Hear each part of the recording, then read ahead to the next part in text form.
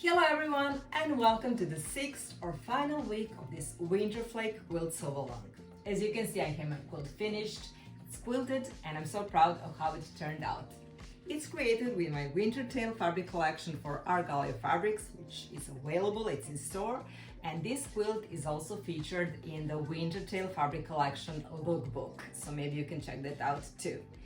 In this video I will show you how I how I assembled and finished this quilt, and I hope that this process can be maybe useful for your process and that maybe you are going to learn something new. It's very important to press the seams nicely in order not to have the bulk under your sewing machine and needle once quilting. So what I'm doing now, I'm just pressing let's say one side of the quilt top, and then I'm going to rotate it and press on the other side.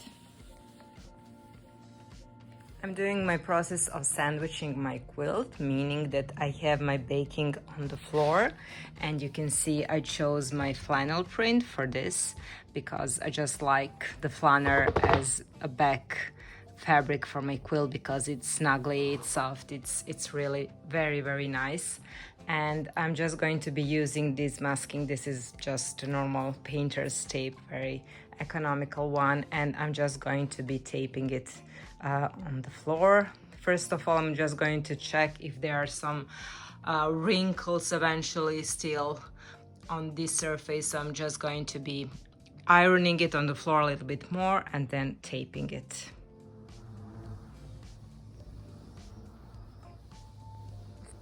So now that I'm satisfied with how I taped everything in place all around, I'm just ready to put my batting on the top.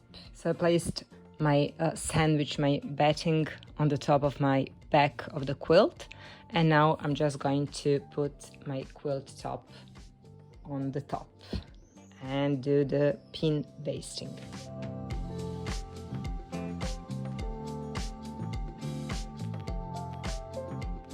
And my sandwich is all prepared. Now I just need to pin it all over and to prepare it for some quilting. I'm so sorry that I don't have anyone near in my neighborhood that is doing some quilting professionally, because my quilting is not so great, but there is a lot of negative space, as you can see, and I think that this quilt pattern is offering great possibilities for quilters. And I'm just going to try and do my best with my swirls. I'm using these curly or curved pins, which are great for quilt pinning. I'm going to baste it with this all over. I'm starting from the center, and then I'm going to over the edges with my pins.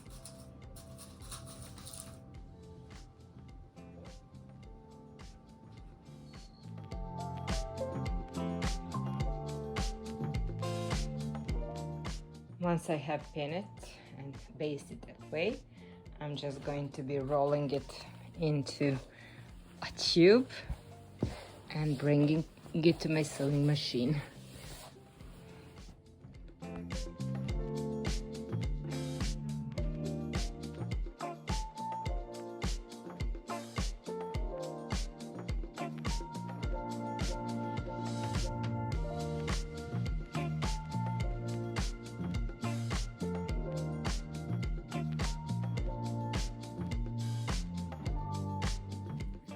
There are so many different ways of doing the binding. Somebody likes to do the bias binding, somebody likes to do just cut the strips on grain, just like I'm going to do in this case. And it's of course up to you, but I'm going to show you the way I'm doing it.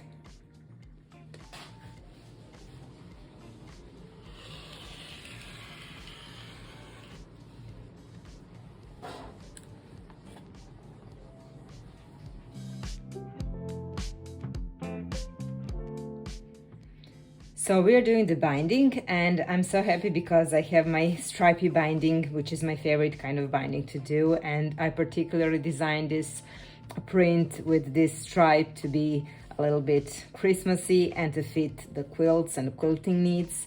And if you look closely at the stripes, they're not the same, they're just a little bit different, and the white spaces between, they're also not the same. So maybe it's going to be a little bit tricky to match the lines now that we're going to be assembling the binding, but I'm sure that we can go through the process. So what I'm doing, I'm just turning my stripe so that the right sides are matching, they're together, and I'm trying to find the stripes that are coming from this corner and finishing on the next one, so that they are closely at least matching and overlapping, let's say. So now that I found my lines matching, as you can see here and here, I can even check like this, like placing the square or roller or anything and turning the stripe and seeing. I'm going to try to sewing on the white lines, I mean on the rows between the red ones, so it's going to be easier to have a nice and easy matching. So what I'm doing now, I'm just pinning them so that the strips will stay in place. Okay, and I will draw a line.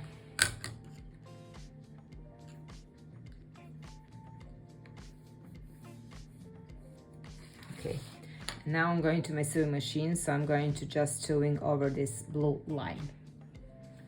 So as you can see, I made this seam, and now I'm just going to be cutting and trimming what is going to be just not needed. I can remove the pin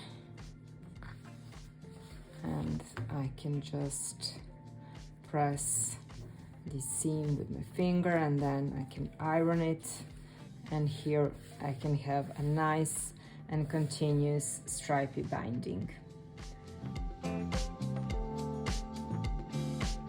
So once I'm happy and I made all the binding, I'm just going to be folding it like this, just in half lengthwise, and I'm going to be pressing it and using it as a binding for my quilt.